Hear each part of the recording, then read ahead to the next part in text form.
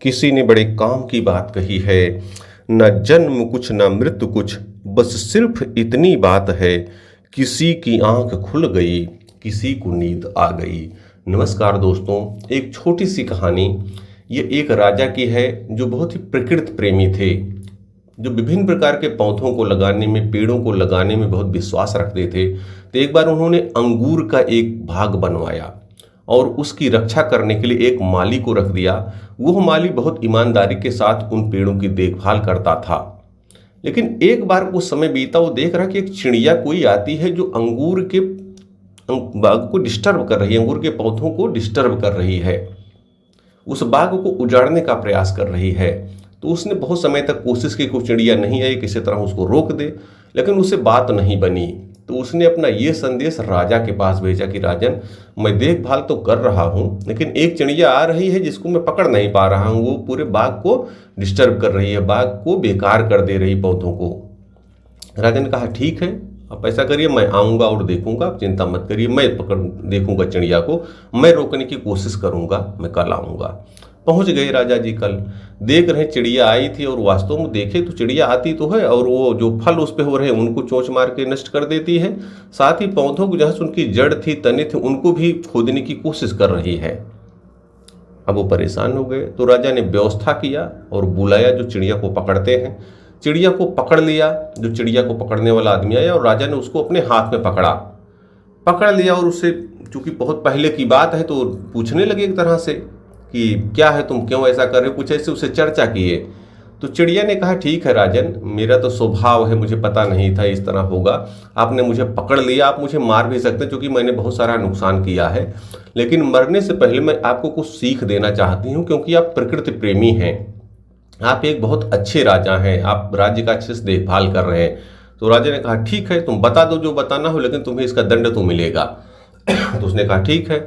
तो चिड़िया ने कहा कि राजन ध्यान रखना, आप अगर अपने दुश्मन को कभी पकड़ते हो तो उसको छोड़ना मत, क्योंकि दुश्मन को अगर आप छोड़ देंगे तो दोबारा आपको नुकसान कर सकता है। आप इस बात का ध्यान रखना, तो आपका साम्राज्य जो है बहुत दिनों तक सुरक्षित रहेगा, शत्रु आपका नुकसान नहीं कर पाएगा।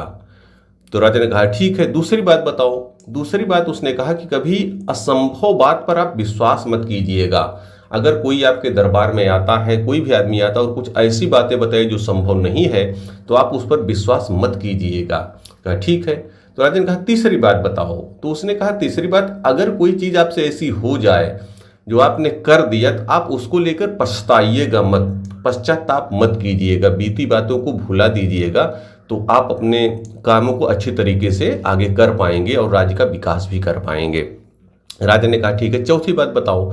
तो चौथी बात में चिड़िया ने कहा तो मुझे दबाव है और आप मुझे मारना ही चाहते हैं, लेकिन मेरे पास 2 हीरे रखे हुए हैं, अगर आप उसको मुझे छोड़ दें, मैं वो हीरे ले आऊँ आपको दे दूँ, तो उससे आपको उसको फायदा हो जाएगा, नहीं तो हीरे मेरे साथ चले जाएंगे। तो राजा ने कहा ठीक है, आप ये कर लीजिए, छोड़ देते हैं उसको फिर। और जैसे छोड़े वैसे वो जाकर के पेड़ के ऊपर बैठ गई।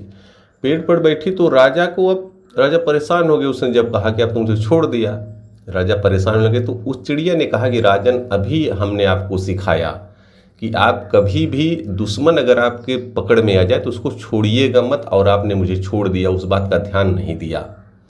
दूसरी बात आपको हमने यह बताया कि कभी असंभव अगर कोई ऐसी बात कोई कह रहा है तो आप उस पर विश्वास मत कीजिएगा। मेरे पास हीरा कहाँ से आएगा, मैं तो चिड़िया हूँ, लेकिन आपने मान लिया कि मेरे पास हीरे होंगे।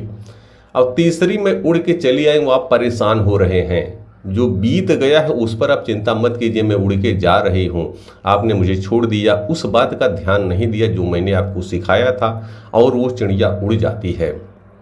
छोटी सी कहानी दोस्तों, इसका सार स्पष्ट है कि हमें भी कुछ ऐसी चीज़ें हैं, कुछ ऐसे गुण हैं जिन्हें हमें अपने जीवन में उतारना चाहिए, सीखना चाहिए, और सीखना ही नहीं चाहिए, उतारना चाहिए।